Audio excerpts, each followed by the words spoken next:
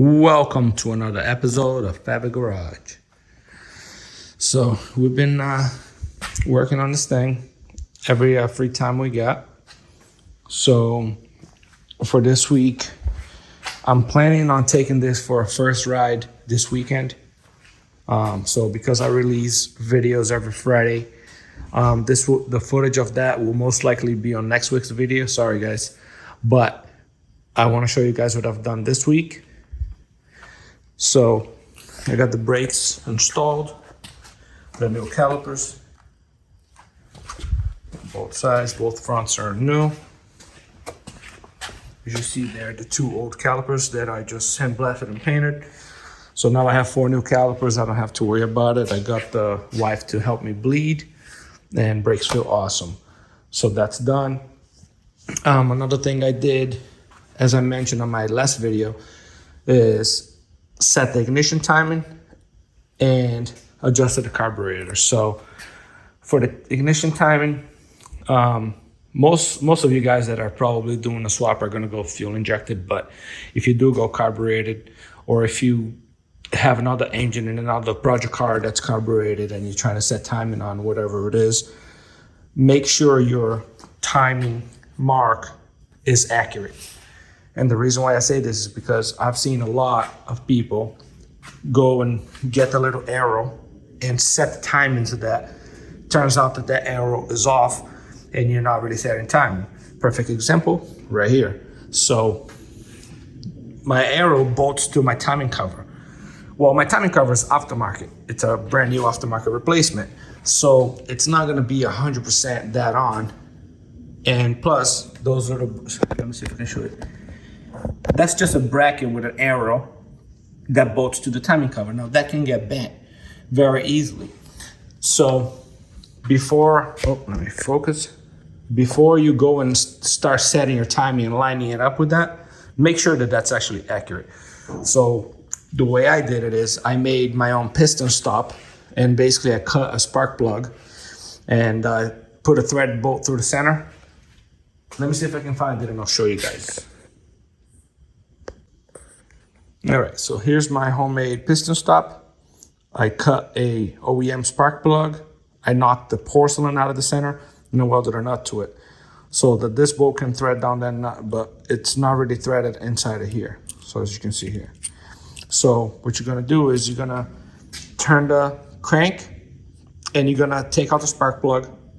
You're gonna put your finger in a hole and you're gonna feel it as you're turning the crank, if it's sucking your finger in or if it's blowing it out. If it's pushing your finger out, that means it's on the compression stroke, and that's where you want it. So you're gonna turn it until you see the marks on the crank just about start to line up. Or you can even line it up to 0 and then back off about 40 degrees. And then you're gonna put a piston stop in. You're gonna screw this into where the spark plug used to screw in. And then you're gonna screw this bolt in until the bolt kind of stops. And then you're gonna turn the crank, and this is basically going to stop the piston. Obviously, you don't want to crank on it, but as soon as you feel decent resistance and the motor won't turn anymore, that's this holding the piston. You're going to make 1 mark, and then you're going to go counterclockwise until it stops. So which means piston's going to go down and back up, hit that same piston stop. You're going to make another mark. So you're going to end up with a pulley that has 2 marks, one here and one here. And your top dead center will be the difference between those two. So if you have a mark here and here, the way I did it, I laid a piece of blue tape here, like painter's tape. I marked the tape, and then I took the tape off. I brought it to the bench. I measured with a digital caliper because that's as accurate as you're gonna get. Whatever I got on the screen of the digital caliper, I divided it by 2. Whatever the answer was, I put it on the caliper. And then I use the caliper to make that middle mark. So you're gonna take your caliper with the half measurement, you're gonna line it up with the line you made, and then you're gonna mark the center. That center is your true top dead center, and that's gonna be as perfect as you're gonna be able to get. Once you get that center mark, then you can turn your engine, and again, compression stroke, stop at that 0, like my crank has, my timing marks are still all visible. Stop at 0 and see if the arrow lines up. My arrow was off 4 degrees, and all it was bent out. So the pointer, instead of being here, was like right here. So I bent it back, and now it's perfect. So what I did, I bought, even though you can see it pretty easy, but you can go to MSD and you can actually buy timing tape. And once you measure the diameter of your crank pulley, you select one of these, see how it has all the different sizes. I bought this on Amazon. And you can basically just peel this tape off, tape it to your crank, and you have a nice and visible for your timing mark. Well, my timing is already set, but I bought this just for future. I'm gonna put it on now, but in the future, if I do mess with the timing, that's gonna be a lot easier to read. So after you make sure that your timing marks are actually accurate, and you do that by checking it, then I set my timing to 12 degrees initial and about 34 total. Oh, I'm sorry, actually 14 degrees initial and 34 total. So usually you set these at 10 for a factory engine, but I'm going to up to 14. And I am gonna be running 93 fuel, so I don't have to worry about pinging. So I set that at 14. Most people actually go 16. Some people go 17, 18, but I'm not gonna go that high. I just wanted a little more bump. And engine's running perfect. So that was the timing aspect of the build. So that's all done, all timed. The carburetor, like I said before, when you buy a new carburetor, usually they'll send it to you right out of the box on the rich side. What does that mean? For those of you that don't know, most of you would know. All that means is that the carburetor is putting in a little more fuel than you really need, which is gonna give you some hesitation in cases, and some cases it will give you, like I got, when you rev it, you get not a huge puff of black smoke, but you get a little, you can see black smoke coming out of the exhaust when you rev it. And that's an indication that you're running way too rich and you have to lean out your mixture. So the way you do that is you can play around with your rods, with your springs, but in my case, the jet was way too big. I had a 098 jets on this. It was just way too big for this application. It was just dumping fuel down the cylinder. So I ordered some 092 jets, which are 2 sizes down, and put those in. I changed the yellow springs that came factory with it to the blue springs, which is supposed to open a little earlier. And start this thing up, no more smoke, get a pretty good vacuum, get about 15 with this cam, which is not horrible. And car runs beautiful, starts right up, and revs really good, no hesitation whatsoever. So I'm gonna leave it like this because I know it's running good until I can weld up the bung and the exhaust and order a air fuel ratio gauge to truly dial it in. But for now, I know it's not running as rich, but still when you rev it pretty high, you still get a tiny bit of smoke, but that's fine, because if it's on the richer side, that means I'm not gonna run lean and melt my pistons. So that's all set. So this thing will start up, run good, cooling system will cool, charging system will charge. So as of now, this is a running and driving project. I just gotta put the bumper on. And don't forget, we still have to make our mounts for the sway bar, to drop the sway bar. I have zip ties holding it on right now just so it doesn't drag on the ground, but we are gonna have to fabricate drop mounts for that. Shouldn't be too bad. So that's all done. Now I'm gonna show you, I'm gonna go inside the car and I'm gonna show you my radio and my switch setup. One quick thing before I show you the interior is I also installed my high heat boot protector. Basically, it's a dual layer sleeve made out of fiberglass that you slide down, and it will protect your boots and your wires from getting hot. So I got that on both sides, just to make sure I'm not gonna overheat my wires and melt my wires, especially like when the wires kind of go at an angle like that and can kind of lay on top of the exhaust. I'm gonna try and make it a little better so it doesn't do that. Maybe order some hold downs or something, but those are protected. Okay, so We're in the car. A little change of plans. So, and I'll tell you guys why I changed my plans. The switches were supposed to go on the bottom. The radio was supposed to be up here. But because I bought a radio that the screen comes out and flips up, I didn't want the screen, after thinking about it, and the wife even mentioned it. She's like, if you're going to have the heat hooked up, you're going to be blowing hot air in the back of the screen. I was like, yeah, I know. But that's not a huge deal. But then she says, what if we, when you go to shift or something, or if you go to pass a drink or whatever, you hit the switch, like for the fuel pump or something, and it shuts off, and you don't realize it until you shut off in the middle of the road. Well, I mean, it is kind of true, and now that she says it, it's going to happen. So I decided to change it up a bit.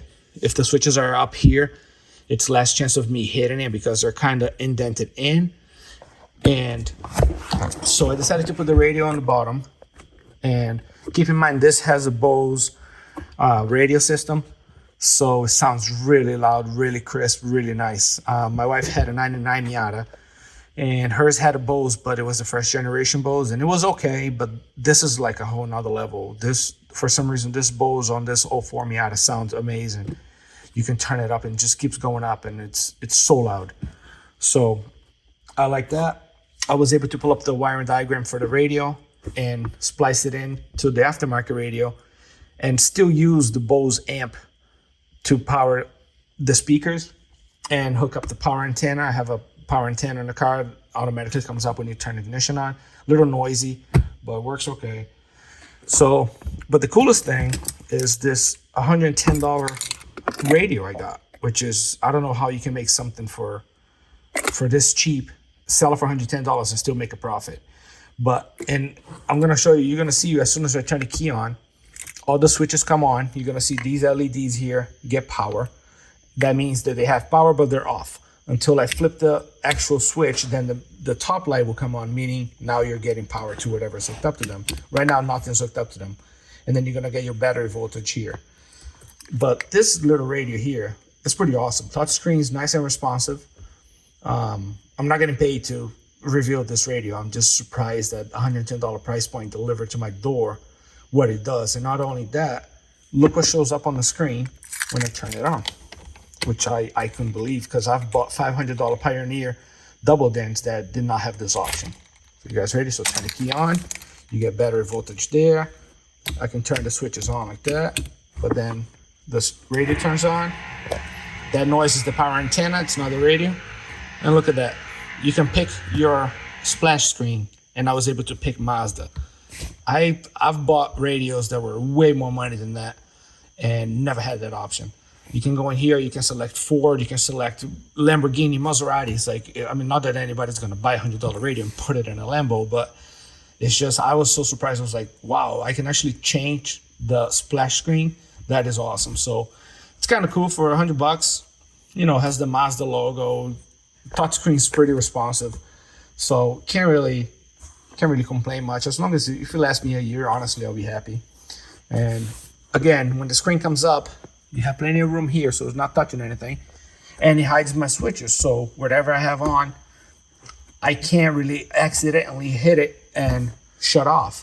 And if I do need to shut it off, all I have to do is hold this for 2 seconds, and boom, I have my switch right here. I can turn it on. Like if the fan doesn't come on and it's overheating, boom, turn the fan on, click open again, and we're back in business.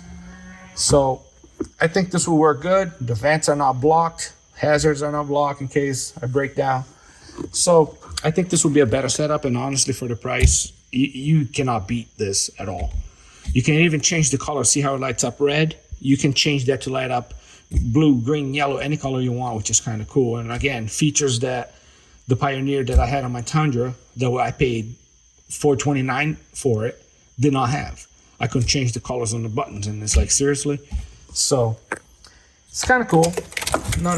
Nothing fancy. Again, this is part of the build that's going to be budget, but that's fine because it's not, it's, at the end of the day, it's a race car, but I want to be able to drive it on the weekends, have a nice sound system, and if I'm going somewhere far to cruise, it'd be nice to have Apple CarPlay here with Waze and stuff. So, for the price you pay, I guess. But yeah, so that's that.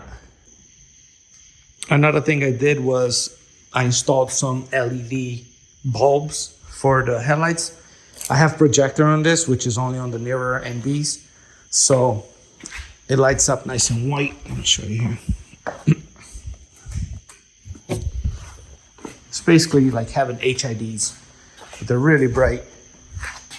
It's kind of hard to tell because this is kind of yellow right now. I am gonna restore them. I have a whole process that I can make those look brand new again. But as you can see, they're really bright. Doesn't show, but.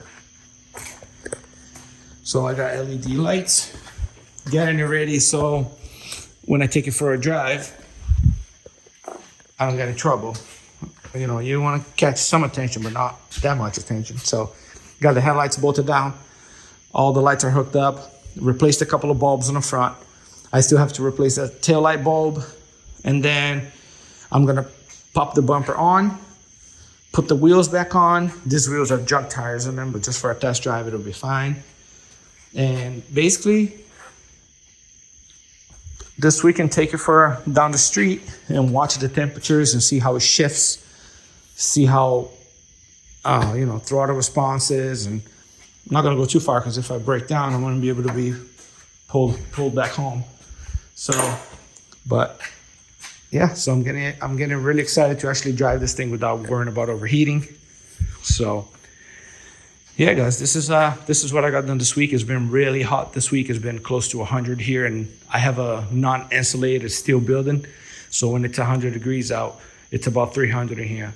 Well, not quite that much, but you get it. It's pretty hot. So not having AC, having just a fan blowing, I mean, gets kind of rough. But we still come out here and we get it done. So we got to keep going. Honestly, YouTube has been a big part of why this is getting done, because I motivate myself to come out here and make videos for you guys so you guys can see the progress. And if I didn't have the YouTube channel, I most likely would be way behind on the build just because I don't have to come out here and get things done to show you guys, you know what I mean? So I actually really appreciate having the channel and having you guys watch it and give me your opinions on the build and stuff. It's actually pretty cool. So, but yeah, guys, so stay tuned for the next episode next week. The next week's episode is going to be very exciting because we're going to have the footage of the actual taking it for a nice drive. I'm going to see if I can mount either my phone or a GoPro and actually get some nice footage. So stay tuned, share with your friends.